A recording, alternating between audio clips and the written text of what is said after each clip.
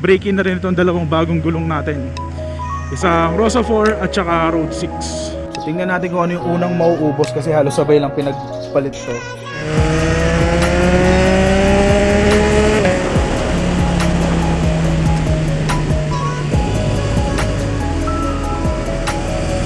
Ganda ng gulong oh, makapit oh.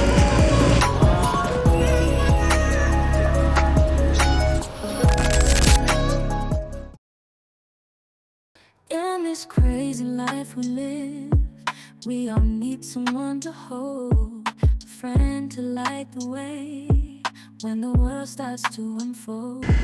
Through all the ups and downs, the highs and lows we share, Lechon ba to? we'll stick together. Pakurot.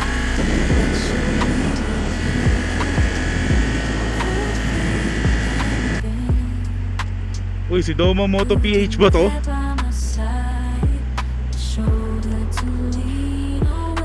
Okay, so bago tayo umalis, ito yung sinasabi kong bagong gulong ng Hyper Motard.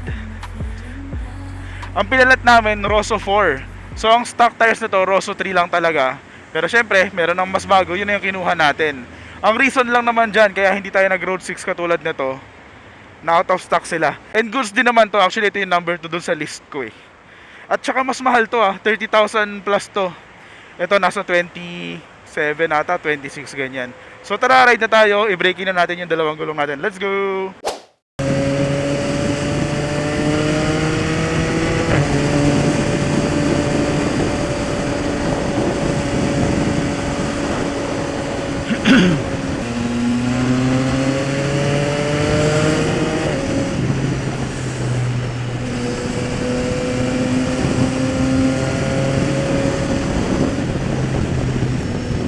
Ito ata yun no, yung may exit na di ko alam. Ayan nga.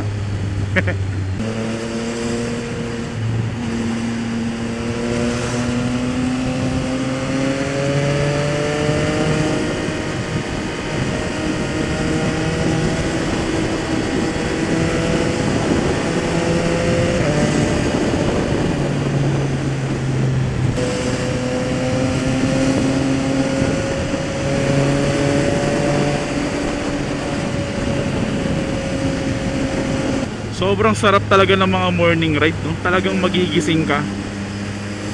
Equivalent siya nung field trip nung bata tayo. Yung kahit antok na antok ka, puyat ka, hindi ka nakatulog, pagdating dito, gising ka na agad.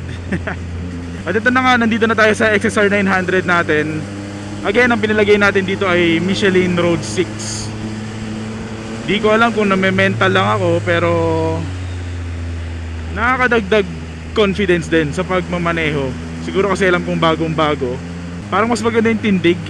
Kasi siguro bilog na bilog pa siya pag ganun. Hindi katulad dati na medyo natastas na yung gitna, tapos may lambot na.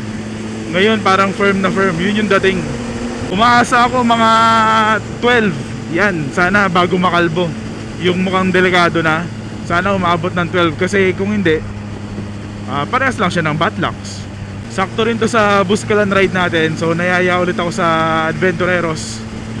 Magra-ride kami papunta ng Buscalan kay Wang Od. Hindi pa alam kung ano yung buong plano. Sila kasi nagpaplano ng mga ganyan. Aray ko.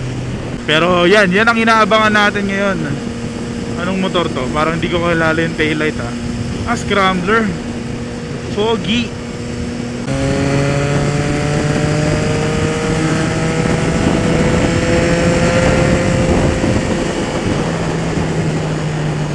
Parang ang bilis pumalo ng 130, 150. Yung pakiramdam ko parang dapat 100 pa lang pero pag tumitingin ako sa dash, 130 na. So tara, enjoy muna natin yung ride. Let's kwentuhan. Pag medyo malapit na doon, tsaka na ulit ako magsasalita. Enjoy lang natin, samahan nyo lang ako sa biyahe. Let's go!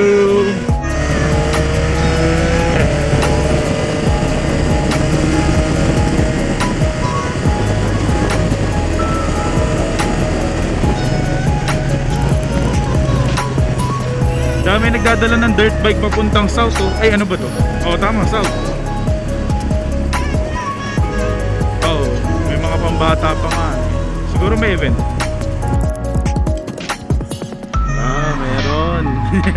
Kala ko wala. Nung huli 15 na lang eh.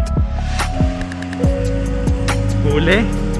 Pauwi ako nun eh, nung nahuli ako. Tapos marami rin nag-comment na kung saan daw ako nahuli, yun daw talaga yung maraming nag-aabang. Ganda ng pagka-white na ito. Ah, nakaano sila. Meron din silang ride. Okay, gaganda oh. Ganda pala itsura ng ride ng mga kotse. Ngayon ako nakakita. Hirap pala ng masasampulan ng huli, sumusunod. Ang boring ng 80. So medyo chill ride lang. Although okay naman to, maganda naman yung panahon at saka yung lugar, presko. So dito pala sa breakfast ride natin, bibili rin ako ng grit pants kasi yun na lang yung wala akong protection eh. Ito kahit naka-label jersey tayo, meron naman tayong padded sleeve dun sa loob. Kaya protected pa rin tayo. Tapos meron tayong gloves, helmet. Naka-riding shoes din tayo. Shoutout to Stitched Soul. Stitched Soul. Tapos riding pants na lang. Hindi ko alam kung dalawa mabibili ko o kaya isa lang. Siguro isa lang muna. Tapos black para yun na yung pang all around natin. Wait, hindi na base akin ah. Buti na lang may tank bag na.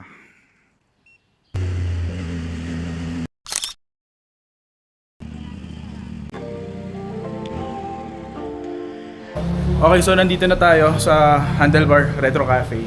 So yan, wala nang intro-intro. Sinukat natin yung grid pants. Wait lang. Parang maluwag pa nga sa akin to eh. Tapos nandito rin yung mga label or LABL na mga gusto natin. Sukatin natin ito. Tapos, di ba naghahanap ako ng white helmet. May nakita akong trip ko rin. Ewan ko lang kung may size. Anong helmet to? BRM.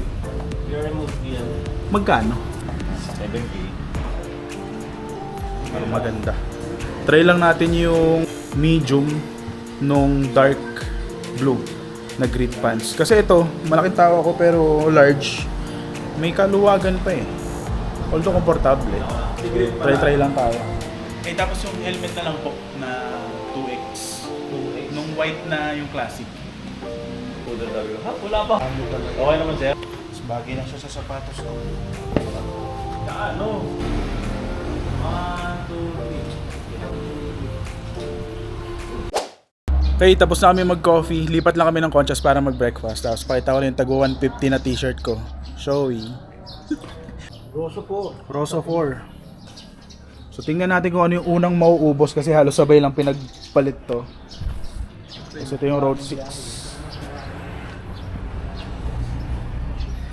Kahit pagpalitin mo yung gulong, bagay sa parehas. So tara, punta na tayo ng Conchas. Ah, ganda na ng pants ko, bagay na sa sapatos. Bomba. Ang dami naman bomba. Sayang gas. 1 bar na nga lang ako eh.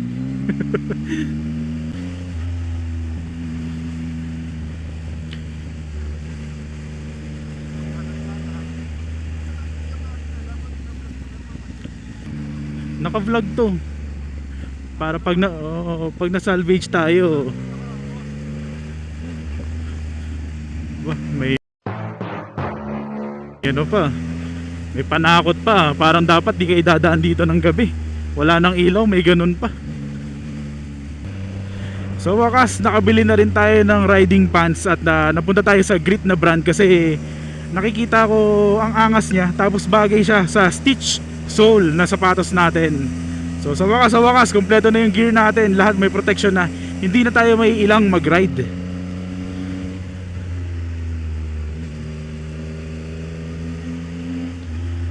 Uy, ayos to ah. Itong mga dinadaanan natin, hindi maintindihan kung ano. Kukuha pa sana ako ng isa navy blue, pero wala naman silang medium. So at least makakapag-purchase na lang tayo online kasi alam na natin yung size natin. So far so good, ramdam yung pagiging, mukha siyang maong na matigas, pero kapag naramdaman mo siya malambot eh. So yun yung nakakatuwa sa kanya. Ngayon papunta na talaga kaming breakfast sa may Conchas. Ang grit pants pala sa mga hindi nakakaalam ay 2,000 petot. Okay naman siya, padded, kasama na yung pad.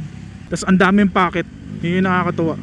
Tapos medium lang ako, yung taba-taba ako, di ba? Parang nakakapayat sa feeling.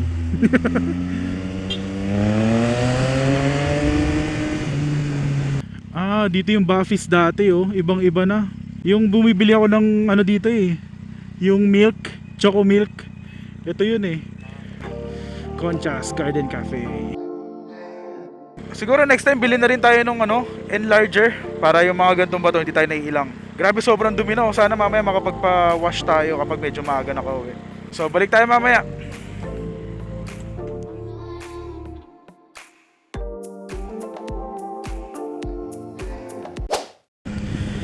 Ay, sarap pala dun sa Concha's, Filipino food. Tapos okay yung quality ng food niya. Kasi na-order namin na spicy beef adobo, parang locavore level, kung nakakain na kayo sa locavore. So goods ang breakfast natin, na lunch na rin eh, sa totoo lang. So ngayon pabalik na tayo ng Metro Manila. Again, quick breakfast lang naman to. Tapos bumili tayo ng grit pants, and at the same time break in na rin itong dalawang bagong gulong natin. Isang Rosa 4 at saka Road 6. Pero ang mamahal, no?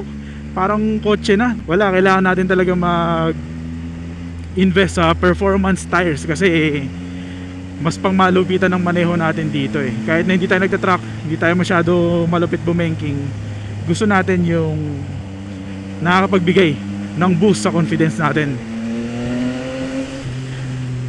So tara, balik tayo ng ride. Enjoyin lang natin yung panahon. Sobrang solid, nakikisama ang panahon.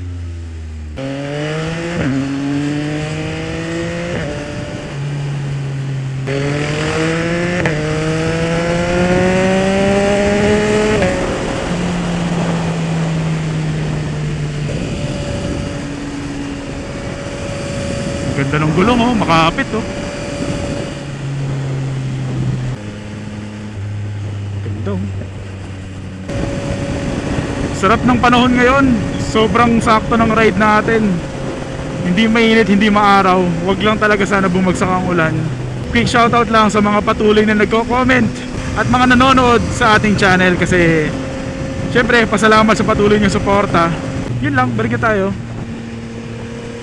Ricardo, mute microphone. Wow, lubak.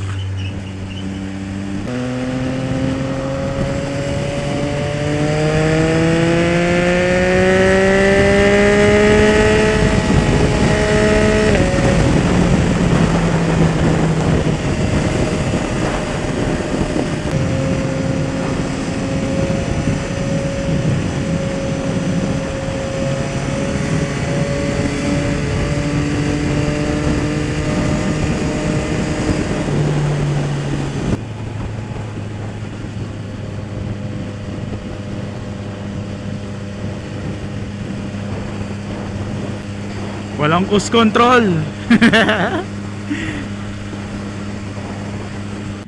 Madulas lang siya sa tangke, pero maganda. Mas madulas kaysa dun sa jeans ko. Ano ba naman tong Hyper? Nakikisingit. Nauna ako eh.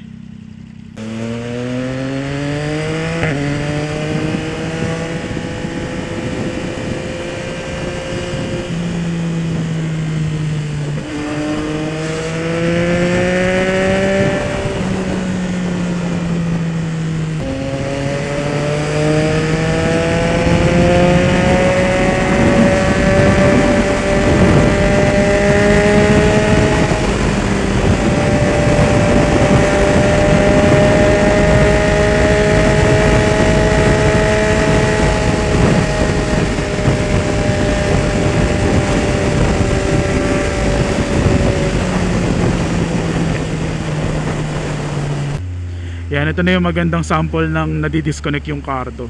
Ayan, kung makikita nyo, nandun lang sa harap si AirPat, pero maraming kotse, parang maraming nakastorbo. Yan, nadidisi na, lumalabo na yung connection namin dalawa. Lalo na dalawa lang kami ngayon. So yun yung pinakasakit ng cardo, para sa mga hindi nakakaalam. Pero most of the time naman okay, lalo na kapag group ride kami, no problem. Etong one-on-one lang talaga, yan yung pinaka-issue niya.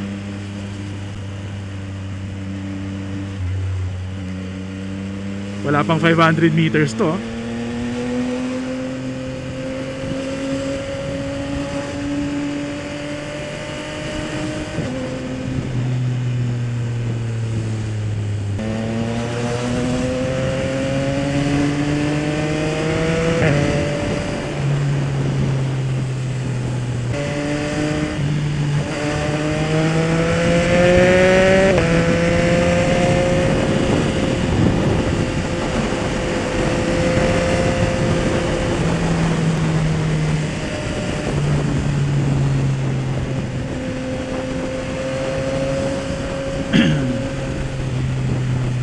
And I guess we can end the video here. Sa mga nanood, salamat sa inyo. Salamat sa patuloy na suporta. Sa susunod na episode ulit. Ride safe everyone. Peace!